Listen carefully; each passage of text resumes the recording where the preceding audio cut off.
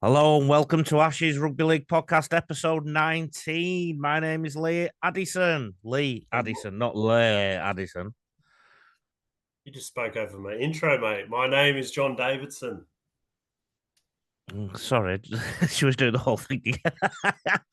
Each week, join myself and John for analysis, news, interviews with guests. Although this week, John's interviewed guests, but we can't use it. And lots more during, because we're not anticipating anymore, are we, John? Which during the 2025 season between England and Australia.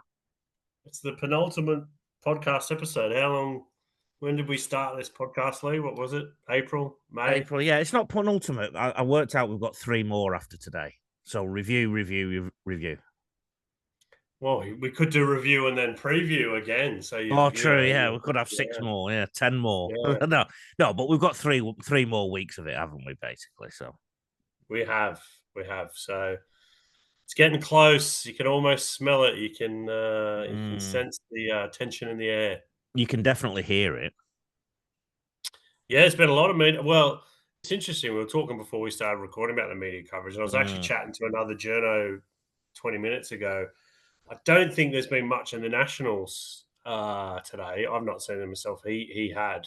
The UK national newspapers. Yes, sorry, the UK Nationals. But there has been a lot online and on social media and just a lot of general content, isn't there? Podcasts talking about it, and that's great. That's what we want. Yeah, there's lots more. I mean, I'm in the zone, so to speak, so I'm in Ashes mode.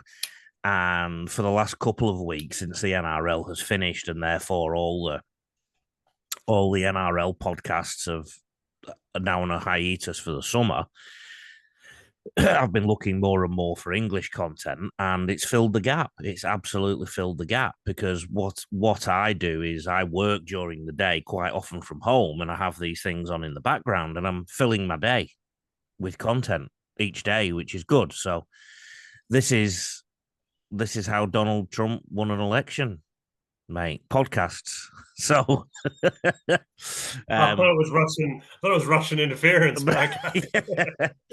So for those who don't know, I'm an Englishman, in case you didn't pick up on the accent, but I actually live in Australia and have done for a long time. I've done some coaching at NRL clubs and things like that. I called you a horrible name last week, didn't I? I can call you a horrible name this week too, because I woke up early subconsciously because you're making me do this podcast early. So when I have to get up early, I tend to wake up earlier subconsciously because of fear of oversleeping.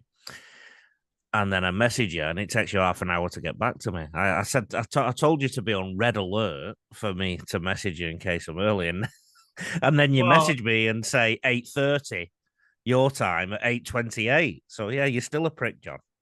Well, I just dropped my daughter home, just dropped my daughter back, just got back, had dinner, had turned my phone off, and then checked my phone, and you'd messaged, and it's like, there's only so many hours in the day, Lee. Well, I've got all mine to come. Yours have nearly finished for the day. You're a journalist, aren't you, Johnny? Apparently, clickbait journalist is usually what I'm called, amongst other insults. But yes, I'm a journalist of 20 years experience, about 15 covering rugby league, and done a few World Cups and a lot of Super League grand finals and internationals and Challenge Cup finals and the like. And you can get me in the Guardian and in the Eye and in League Express and Rugby League World, and sometimes 40/20 magazine as well. Make sure you get Johnny in the Eye. Just not at Wembley on Saturday. That'd be great. No, the Eye paper. You can get me at rugbyleaguecoach.com.au, admin at rugbyleaguecoach.com.au. John is Johnny D. Davidson on X. He loves Xing. You know what I have done this week in my rugby league world?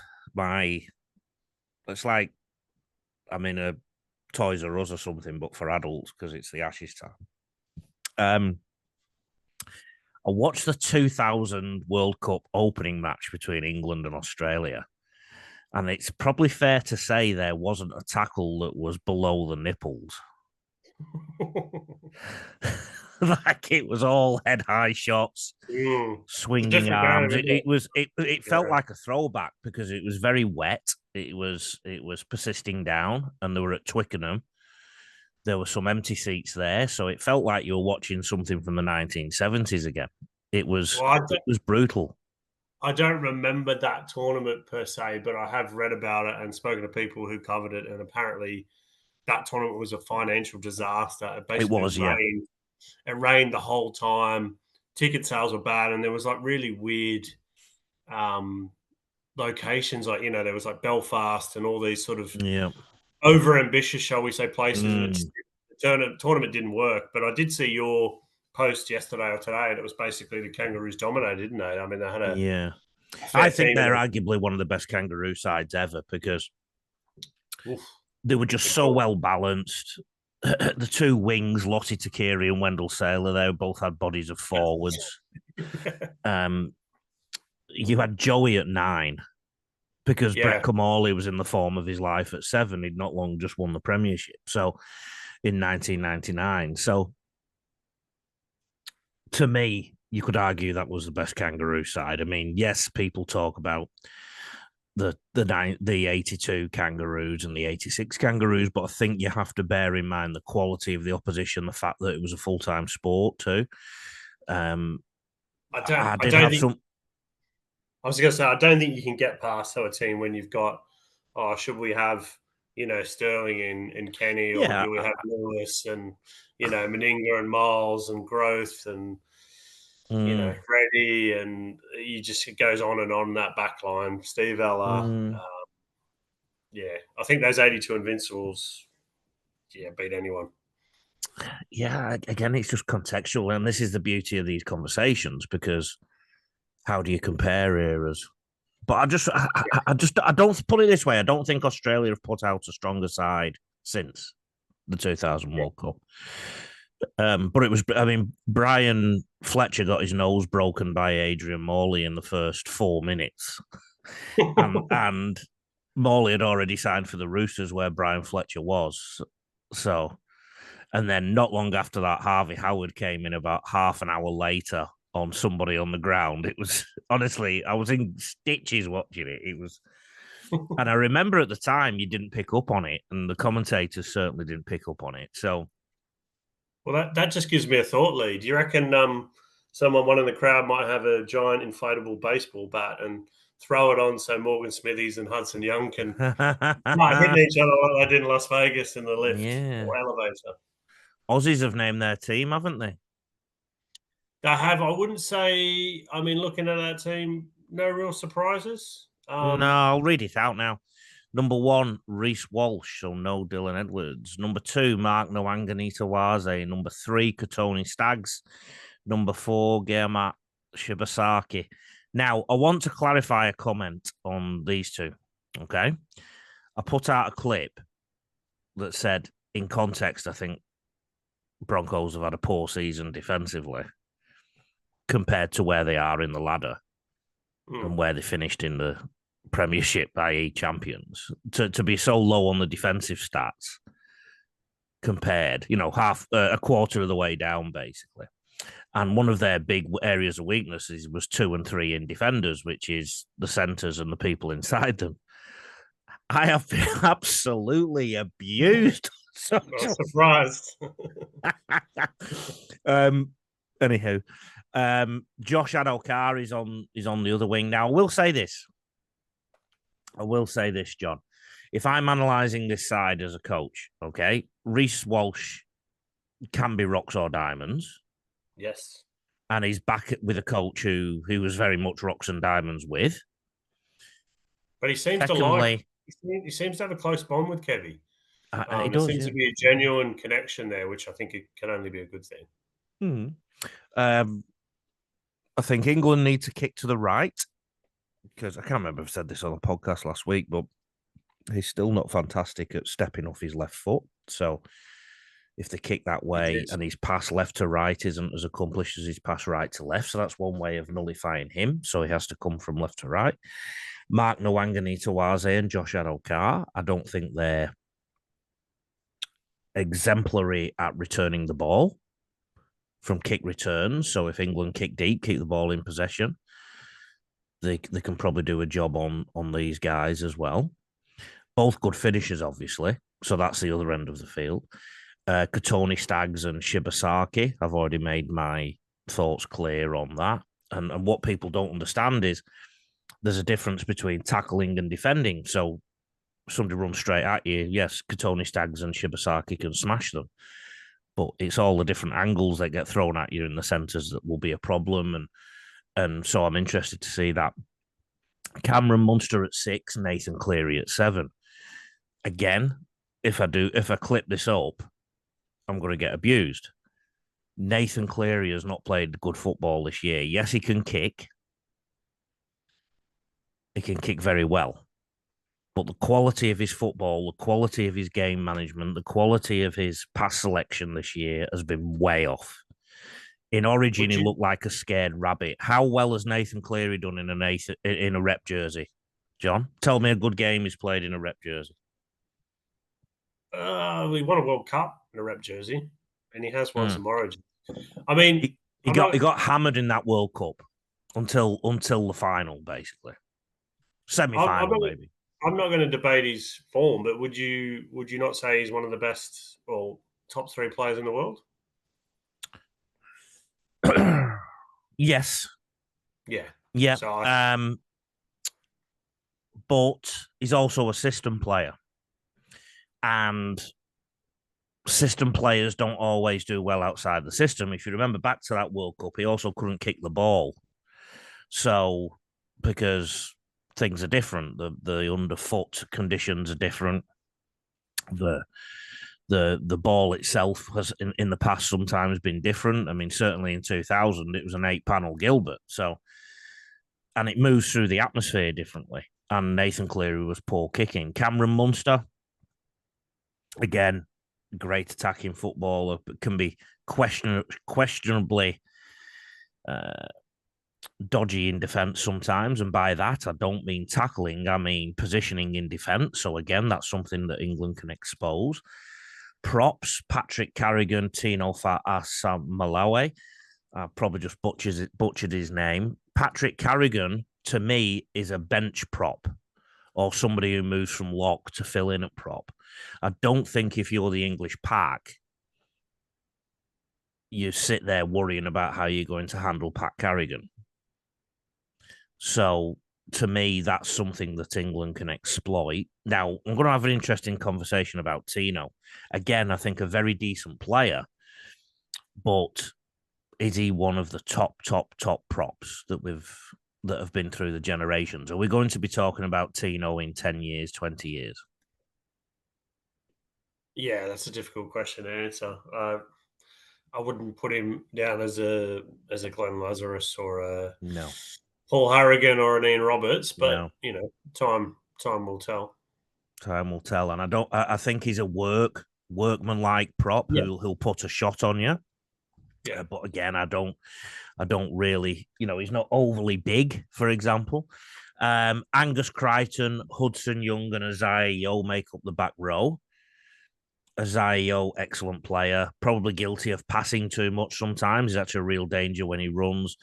Angus Crichton has been traditionally and historically a good player. Depending on who you talk to, will depend on what kind of season you think he's had. I don't think he was very good in Origin. Hudson Young had a great season, but again, probably not too great in Origin, even though he had a try. So that's the 13, and I'm thinking from an English point of view, obviously, certainly plenty to go at there. Tom Dearden is on the bench. I've said this before, and I'll say it again. It might have been an idea to start with Tom Dearden because first tests are normally full of errors and quite attritional, particularly from the Australian point of view. So they used to be like this when they'd been on a tour and played some warm-up games. So imagine what it's going to be like when they arrived in England a week and a bit ago. So to me, they should have had Tom Dearden and Cameron Munster together to start the game at least.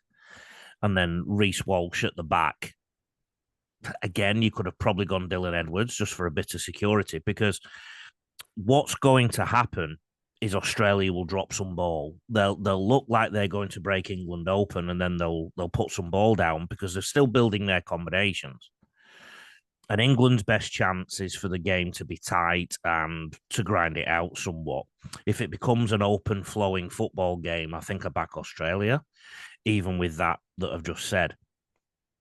So anyway, I mean, this is tomato here, and quite ironic that we're talking about a person called Tom when I say tomato, but that's just something I would have done there. Ruben Cotter, Keon Kolomatangi is on the bench as well.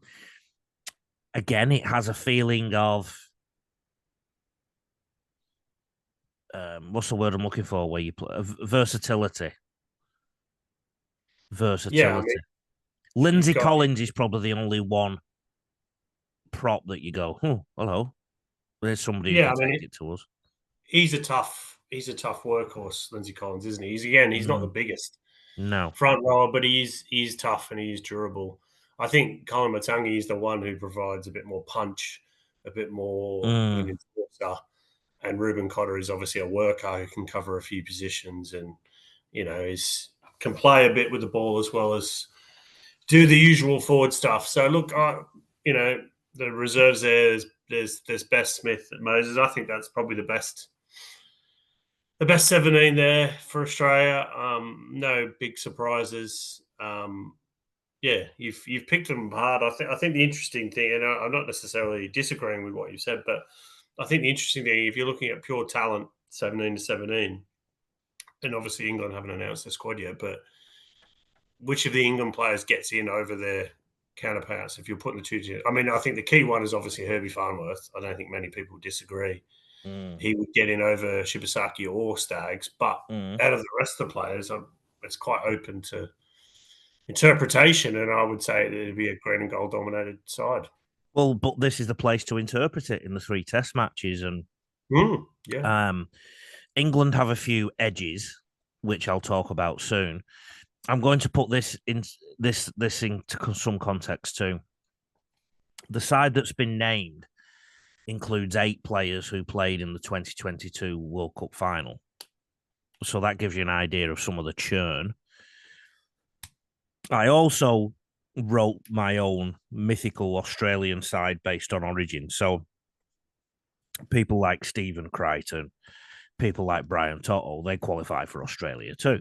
And if you were to put all those in the side, if you were to put all those in the side, I would argue that 7, 8, or 9 of these 17 would still make the side. So that shows you how much it's been depleted. Okay. Yeah. And to put this in some context again, England beat Samoa 2-0 last year, who were a Samoa side that were probably lacking 7, 8, or 9 of their top line players. So again, I mean, we need to look at. I think sensible minds, and I think Kevin will be doing this. You don't write England off like so many uneducated people are doing when it comes to analysing what will happen in these tests. So many people are making, I want to say uneducated, I'm talking about in terms of Super League and English Rugby League. They're just assuming that Australia are going to win 3-0 because that's what they've done for the last 55 years, more or less. A fair analysis of this suggests that Australia are significantly weakened, and also England are in form in the sense that Sean Wayne has built a culture where, and I've heard him refer to this in something this week, he's making it like a club. So these players are turning up and are fully aware of each other. They've got relationships for the most part. I mean, there's 1 or 2 that have been brought in. So that already will be an advantage in the first test because many of the Australians will have met each other in Sydney last Tuesday or reacquainted with each other in Sydney after so many years. So I think that's a little advantage for England too. Yeah, I think that's fair. Look, I think England have got a very good chance in this first test. I think for all the elements that you've said, it's at Wembley, it's a home crowd. You know, the weather, it's not been too bad, but it's obviously a lot colder and wetter than it is in Sydney or Brisbane this time of year. It's an English ref, Liam Moore, for the first test, so going to be probably slower rucks and a lot more wrestle than what the Australian players are used to. Yeah, and England will be very fired up. They'll be motivated. I mean, it's 55 years, Lee. It's 19 years since England's or Great Britain's beaten Australia. So they're due. They are due. We're now going to go to what's been coming out of the two camps this week. So before we recorded, I said to you that I feel like England, there's more noise coming out of England, basically. And Kevin Walters hasn't said much publicly yet. I assume some of the journalists will leave that for later in the week to preview the game. But he did name 4 debutants in his side: Reece Walsh, Mark Nwangani-Tuaze, Gimat Shibasaki, and Keon Kolomatangi. And he said of them, are you ready for this really exciting quote? Quote, it's going to be a huge thrill for all 4 of them to wear the green and gold for the first time in a test match at such an iconic stadium, unquote. I mean, no wonder all the, he's playing with such a straight bat, isn't he? I mean, that is literally something that Anthony Albanese would say. He did say, quote, I'm excited for them as well as all of our players. Every member of our squad, whether they take the field or not, is about to experience something incredibly special this Saturday at Wembley. And I like to analyse these things, John, and I think this is Kevy saying he knows the magnitude of what is happening. Quote, as I've said from day one of our preparations here, I don't know, has he said that? I don't know, because I've not heard from him.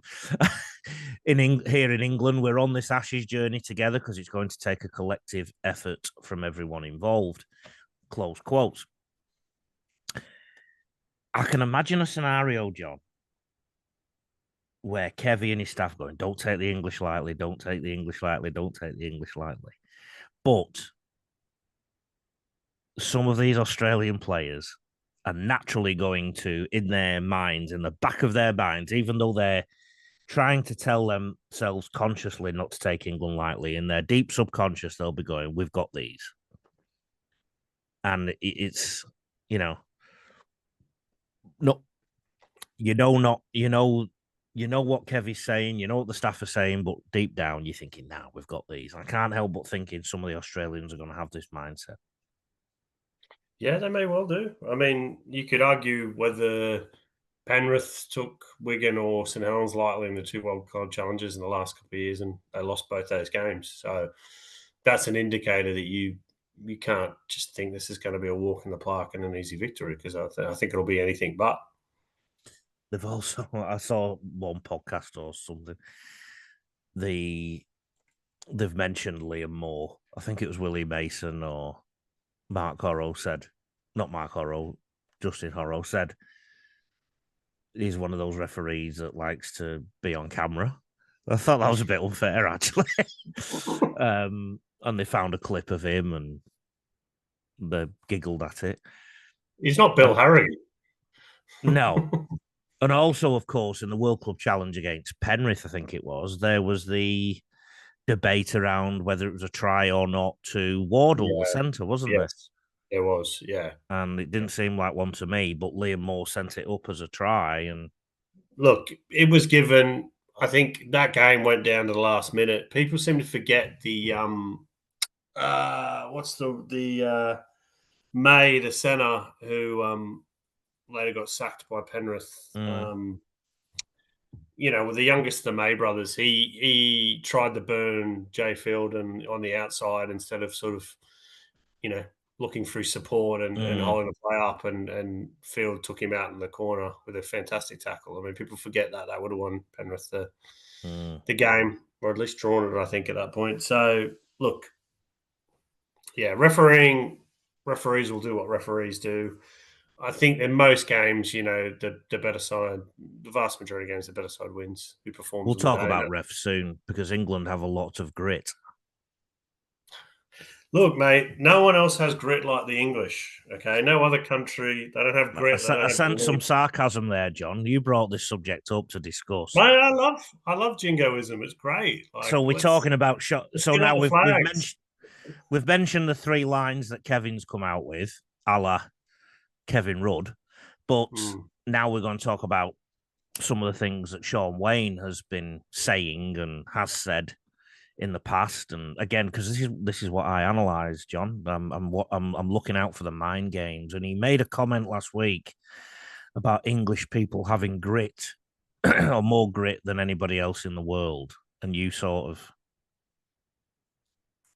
found that I did entertaining. nothing. I did nothing of the sort, Lee. I don't know what you're talking about. I don't have the grit that you do, so I couldn't True, possibly true, true. comment. No, to be honest, it reminds me of something Graham Arnold, the former Socceroo coach, said last year or around the World Cup. I'm obviously talking about soccer or football, depending on where you're listening from. He talked about Aussie DNA. That's the thing Yeah. that we've got, and it's just one of those bullshit catchphrases that people throw out, which means absolutely fuck all. Yes, but we're It's not something footballers. We're not gladiators about to go. Well, I'm a that's gladiator. true, and I'm a that's gladiator. I don't know about you, but I we think you're the gladiator. I can't remember his name. He died during the filming of the movie in Malta, but the one who's the old fat one who's always drinking and shagging, yeah. Who Russell Crowe? He takes Russell Crowe under his wing. You're that one. Thank you. The famous I've not had a English drink actor. for I've not had a drink for ages. Oh, I've not had a drink Jeez, for ages. I'm a reformed character, professional mate. mate. Turn your phone off. No, The look. I think you can show pictures of Winston Churchill, which and apparently he did. Yeah. apparently that's coming up in the second, and the Blitz and whatever you want. Like you can build narratives, and look, it may work. They're going to war. You can throw all the metaphors out there. At the end of the day, I don't think passion is what wins you elite You're not sporting a contests. footballer, John. No, I'm not. I'm not a footballer, and I never will be And because I'm and not some of this talented. stuff works on footballers, and this is. I mean, we've discussed it this week, haven't we? And Yeah. I said if I was a player, I'd probably really want to hear this kind of stuff, and that's Sean Wayne's strength. I think is finding something that motivates the players. If you look at the quotes that are coming out constantly this week, players who've played under Sean, players who are in camp right now, they're saying that Wayne will have a chat and you just want to go out and play straight away. Mm. Right now, I think. I mean, I can associate with this because I'm a coach and I've done so much coaching, and you need to understand sometimes when you're coaching footballers, you're not talking to Oxford graduates.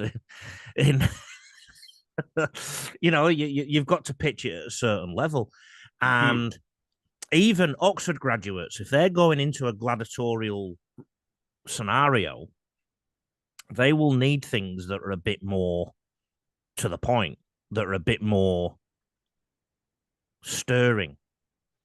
And I can't fault Sean Wayne on this. I really can't. What he said about grit and this, that, and the other, you could imagine Nigel Farage saying this in an election campaign, can't you? About Well, English it's people. or you could imagine Donald Trump saying about American Yeah. exceptionalism or anything. Yeah. And look how that works. It mobilizes people. Or doesn't work. Yeah. No, well, Look, it does. It worked for Donald Trump, mate. He got elected twice, 3 times if you believe he got rigged in the middle one. yeah. And he's also the most famous politician in the world, and there's people all over the world who know exactly what his methods are as a leader because of his messaging. I always say Donald Trump is the best coach in the world because of his messaging and the way he controls his messaging. And I've got to be honest, I think Sean Wayne is nailing this for the group he's got. And yes, there's a lot more to it than that. Of course there is. And that brings me to something else he's said a few times because I've been consuming this. He keeps saying the words fast twitch, fast twitch, fast twitch. He's talking about fast twitch fibers. which for those who don't know, fast twitch fibers, sprinters tend to have a lot of those, and it basically is it's the fibers that make you go fast and strong and make you powerful, basically. And when he was talking about players prior to selecting his side, he was talking about fast twitch, fast twitch, fast twitch. So we're going to see a lot of fast switch fibers on the field on Saturday. But that gives some kind of insight into where Sean Wayne is coming from. Now, the other thing, the clips on Instagram that have been coming this week, England have been far more prolific in terms of showing training things. And this was possibly a blunder. Again, I look at it through the prism of being a coach. Videos of how they're going to catch and wrestle on Saturday, and up close videos of how they're going to catch and wrestle. So Kevy would have to be on a different planet if he didn't say to the players, England are going to try and do this. Try and get to the floor as quickly as you can and whatnot. I don't think there's any, in all due fairness, I don't think there's going to be any surprise about England players. I think Sean Wayne's got one coaching philosophy and style, and that's where we'll be. I get that, but again, there's always the chance that something else will get thrown in.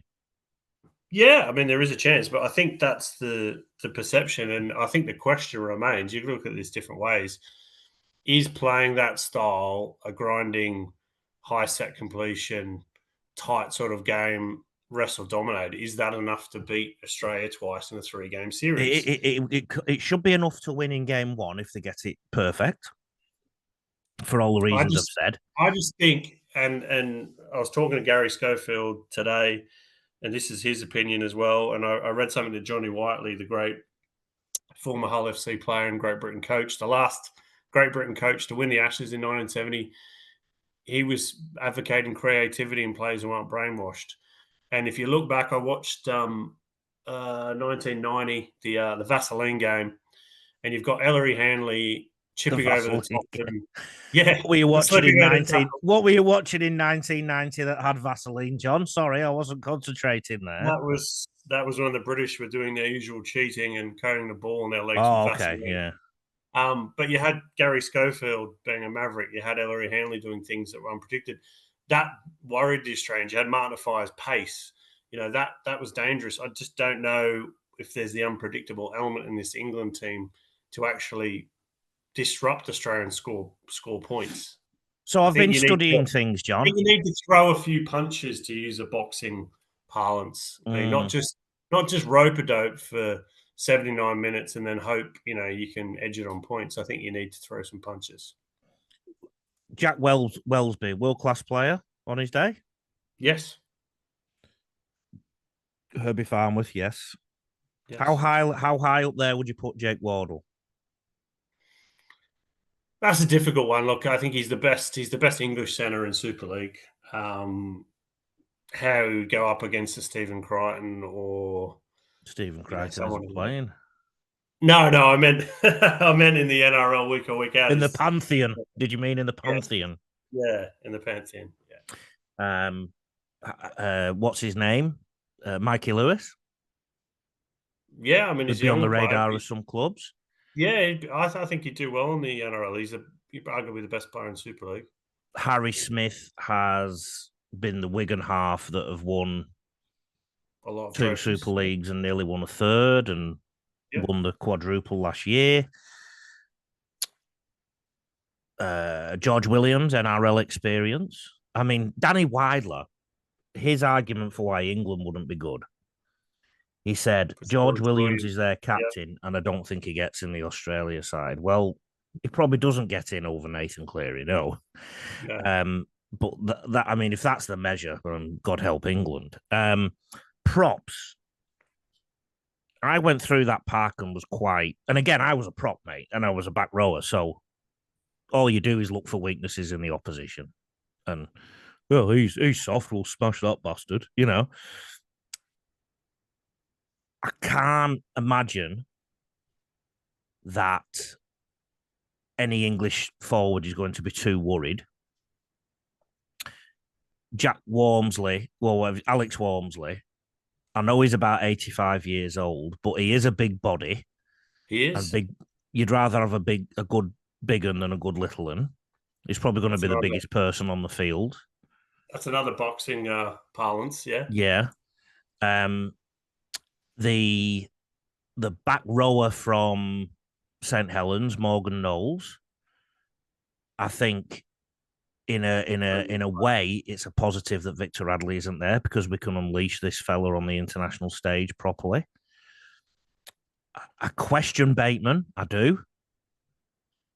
But Kai Pearce-Ball has also been an excellent player in the NRL this year. I think there's a lot for England to be confident about. I really do. That said, you asked the question a while back, is the attritional style going to win you 2 tests? And I would argue not. I just think, that sort of one-dimensional passion is everything, grit is everything, can take you so far. But when you're up against the very best of the best, who've played intense games all the But cricket, it's not the best of the best. Well, it's 7 or 8 of the best. 7 or 8 out of 13 ain't bad, is it? 17. Yeah, well, I was talking about the run-on team, but yeah. Well, if you take a couple of their heads off, the bench will be on. So, honestly, I just, I think we just say automatically, and I'm not arguing with you, but we just assume Australia are the best, and it's a default position, particularly in England. Australia must be better because they're Australian. Well, it's not just that, Lee. They are the best because they won the last World Cup and they won the Pacific Championships last year. Now, didn't won them in the 1 year before. No, they didn't, and that's an excellent point. You look at their record; they've lost more Test matches in the last decade or two than they have in the previous. First lost to Tonga in 2019. New Zealand have beaten them several times. Yeah, they're not as strong or as dominant as they were, and that's a fact. And whether the worm has turned enough now to bring them back to the pack permanently is what we need to find out. Again, I mean, let's look at Kevy as a coach. Let's look at his record. So we're highlighting Sean Wayne and maybe his, for want of a better term, his shtick. What about Kevy? If you looked at his Broncos side, they were rocks and diamonds. They were the definition of rocks and diamonds. When they were good, when they got to the grand final, somebody called Ben Aikin was off the field and was on the record of saying, "I'm here to help Kevy focus on coaching." And there's some patterns that suggest when Ben Aikin wasn't there, when he'd left, things started to get a bit looser. Kevy was a coach where the majority of an organization, when asked in an internal review, basically said, "Kevy's a nice bloke, but we need better coaching." And look at what Michael Maguire has managed to do with that side in 1 year. So we've got some weaknesses in the other dugout. And that said, he's also got plenty of positives too. So he did okay with Queensland for a couple of years before the wheels started falling off somewhat.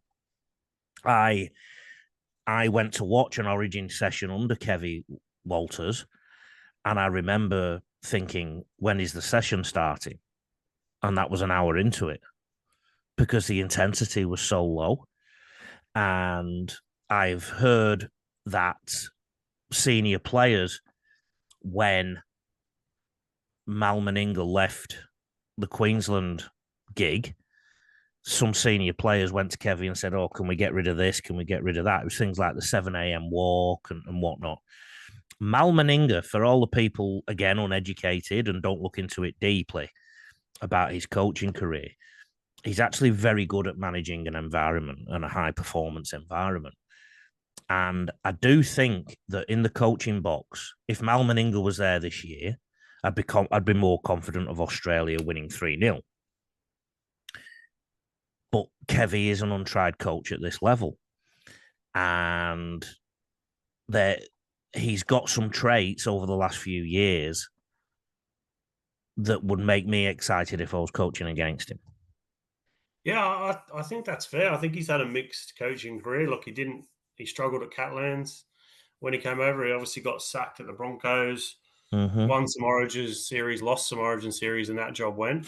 I think the key part for him is obviously he's played in the Ashes. I can't remember if it was 90 or 94, whether he was on the bench or in the squad, but he actually knows what this is like.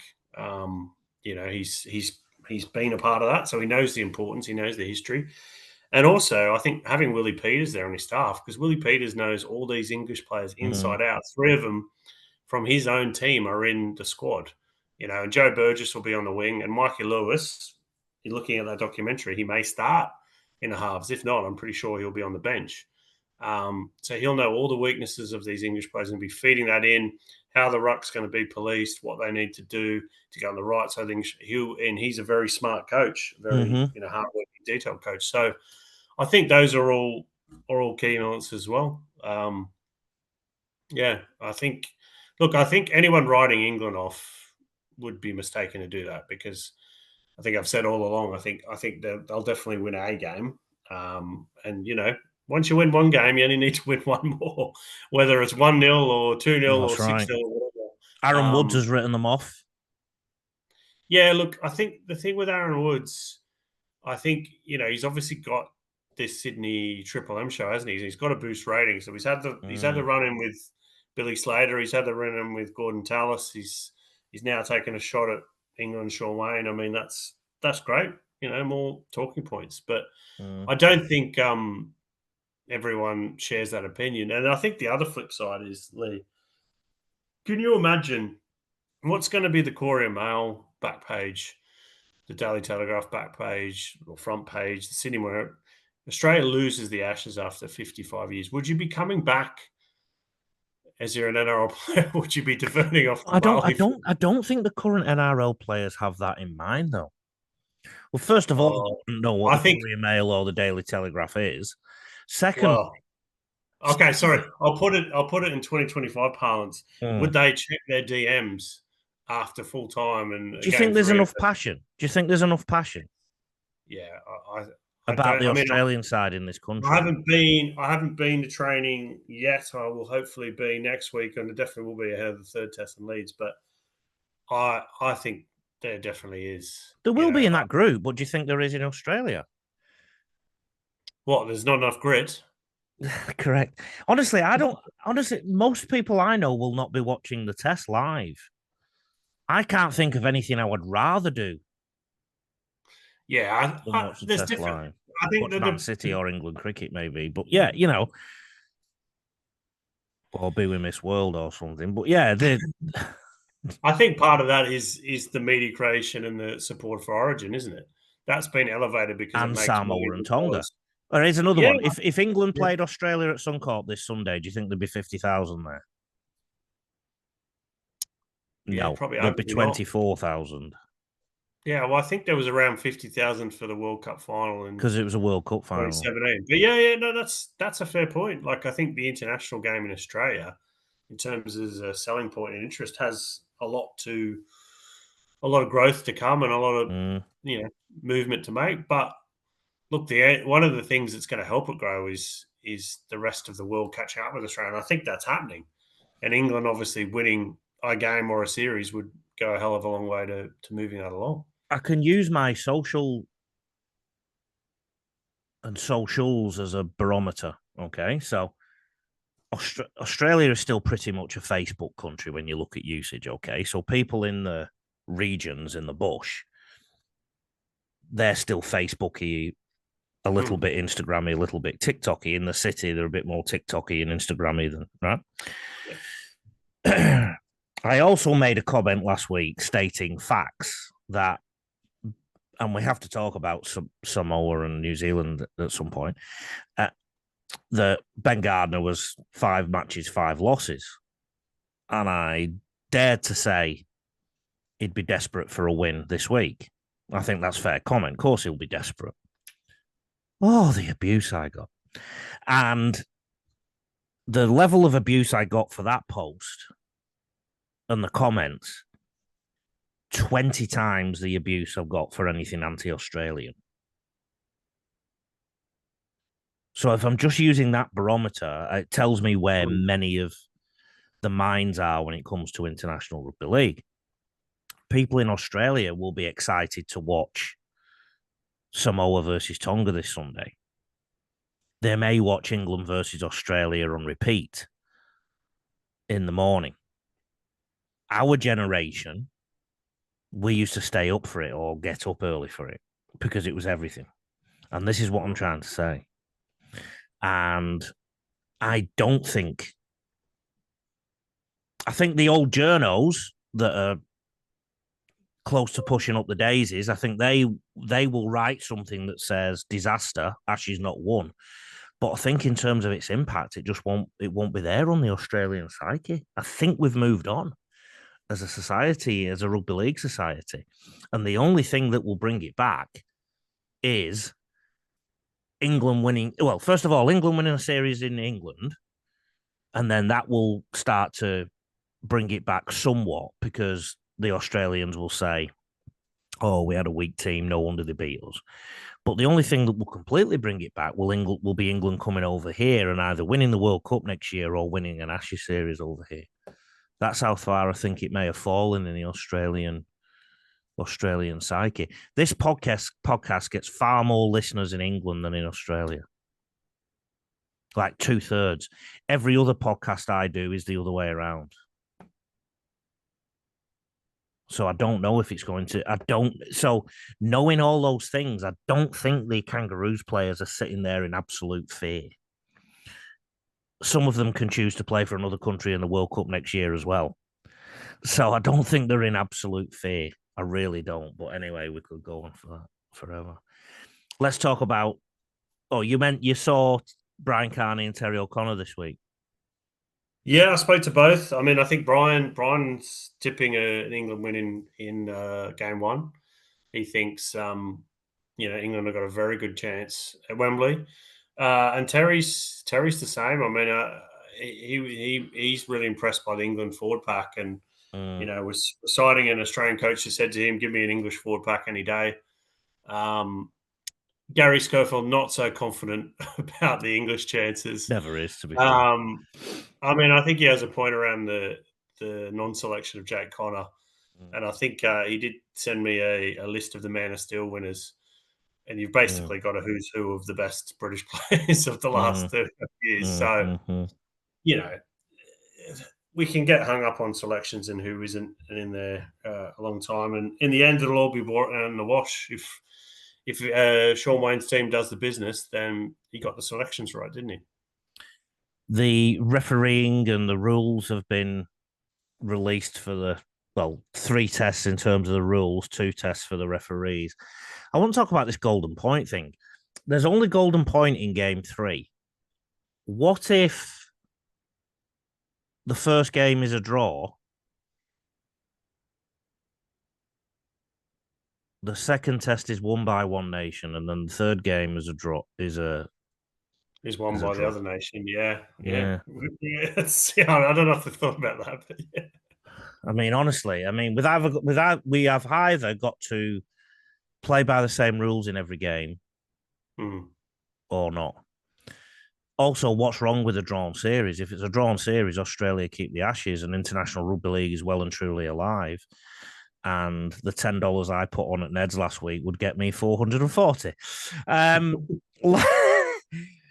This week, Kangaroos assistant coach Willie Peters told reporters pertaining to referees, quote, however it's going to be refereed, it's got to be the same. If a team finds their front, you should be rewarded for that. Sean Wayne said, quote, it's our competition. It's over here. I wouldn't go to Australia and play an Ashes and expect our rules. It's their rules. That's the way it should be. He continued, at this late stage, I'd want to be told weeks and weeks ago so I can fix things in training, make sure that we're on it. There's nothing that's been mentioned to me. We've got an English referee. It's going to be refereed similar to the Super League Grand Final. We've had Super League refs down to train with us at Robin Park. Walters sought to calm the situation. It was just because it was just fireworks, wasn't it, John? With the 3 journalists there ready to file it. during Tuesday's media conference, saying, quote, "My father taught me from a very young age never to use the referee as an excuse for your performance, and that will be the case for our boys on Saturday." I'm going to insert some quotes unless they get beat. "He's there to do a job, and I'm sure he'll be doing the best job. That's not our focus. I strongly believe that he won't decide the outcome of the game." Unquote. The England versus Australia Test series will feature a blend of rules, including the UK's green card for injury simulation will not be used, and NRL-style 6-again rules won't apply.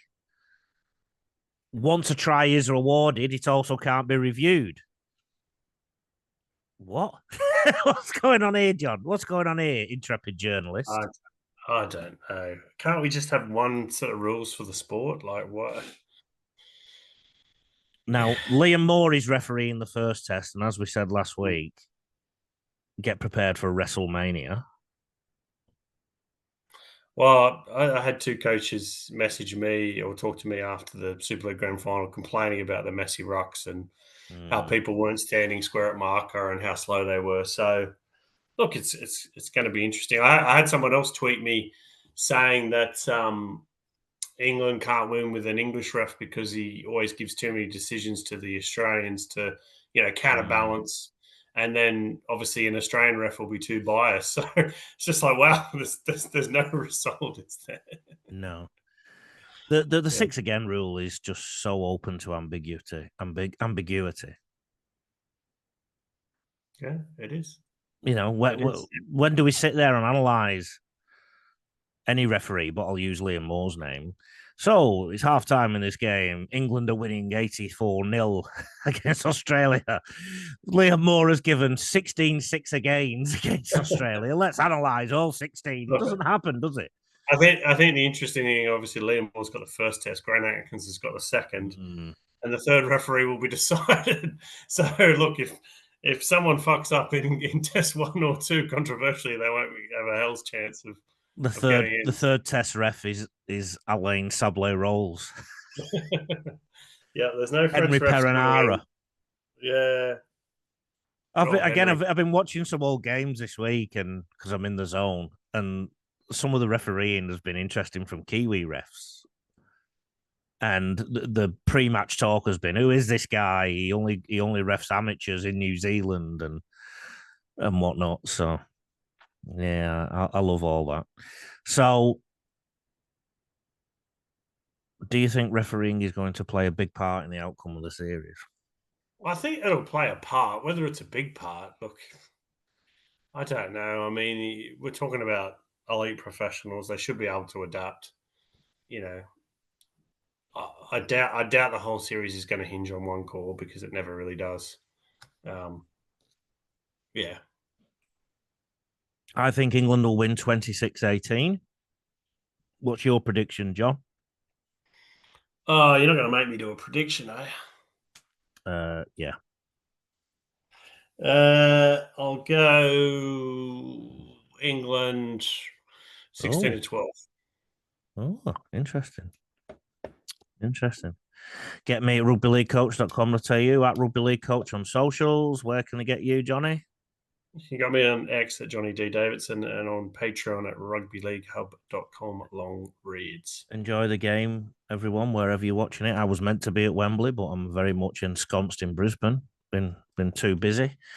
Johnny, when are we're recording again so we can get all our fans ready? Well, they can get my analysis of the game at the Guardian website on Nobody cares about that. They just care about this podcast. Saturday evening, Sunday morning. But yeah, maybe we can record Sunday evening UK time or Monday morning Australian time. We'll get something out. We're going to aim for 2 next week or 1. It's all on you, really, isn't it? Yeah, well, I should hopefully have some post-match audio, some interviews from some players after Test 1 in the bowels of Wembley. So yeah, hopefully we can tune in next week for all John's audio. No pressure, but yeah, he's going to have loads of audio for you. You got to sell it. You got to sell it. You go to London on Friday? I do. I'm getting the train down on lunchtime. I'm going to go to Captain's Run for the Australians. I'm going to miss England because my train gets enough. So I'm going to go captain's rod. Maybe talk to some players and a member of the coaching staff, whoever they put up. So maybe I'll have some video and audio for you that you can put on your socials. Thank you. And you'll be on the jars Friday night? I might have a quiet ale or two in preparation, and then Saturday night. A nice curry and a few jars on Saturday night. Who are you going there with? I've got some rugby league contacts to meet up with on Friday, and then some friends. I've got one flying in from Amsterdam who's a mad Penrith Panthers fan. Another one who's a Novocastrian who's a Liverpool FC fan, and then a bunch of whinging Poms. You'll have to look after your Liverpool mate. He'll be depressed. They can't score in a brothel at the minute. Millions of pounds to be useless. I mean, I don't like Liverpool, but I'm pretty sure they beat your team for the title last year, Lee. So last year the City were in transition. I think that's Saturday night. That's what happens when you have 148 charges against you for dodgy. You want this podcast to last another hour? Who do you want to win, John? An Australian living in England. Who do you want to win? Yeah, there's two schools of thought to this. So England win the series is massive for rugby league in England, which is struggling. You know, gets more media coverage, gets many more work. It's better for the international game. On the other side, as a passionate Australian with no grit, I'll always support the Australian team. So, look, I don't think I can lose, whatever happens. Okay. I definitely want England to win. I found myself in the past, I get accused of being an Australian by people, but I've always been, I don't want Super League or England to think they've cracked it when they haven't. So when they played against Tonga reserves and Samoa reserved, I wasn't going to get too excited. I was going to keep it into context. The World Club Challenge games, bear in mind there's 8 to 10 Australians in some of the club sides in England. I wasn't going to get too excited. This, I am genuinely excited, and I think an England win in the first test will create such a stir in England. So obviously the grounds are already full, but the TV ratings and the interest in it in general is the key thing. If England do win the series or draw the series, I think all bets are off that England will be coming over for an Ashes series in the years to come to Australia, and I think that would then make the rebirth of the international game, because otherwise, we are looking at a new version of the international game, which is the Pacific Islands, basically. So I think I would like a two-pronged one that's focused on England, Australia, New Zealand, you know, the old century and the new century, if you like.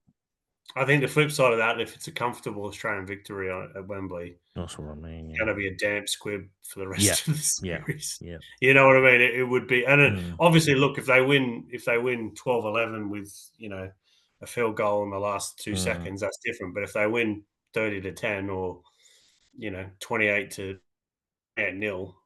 it's not going to be great. I mean, I don't think that will happen. But look, that's the beauty of sport. That's why we tune in. Anything is possible. England's big bopper forwards, England's referee giving 6 games against the Aussies. England's passion, England's grit. You keep England's colonial power. Yeah, Winston not with a Y. It's love of slavery and hurting Indigenous people. It's what's. I guess we don't wash until a Sunday after Saturday's bath day. Soap dodger, I got called. See you, mate. See ya.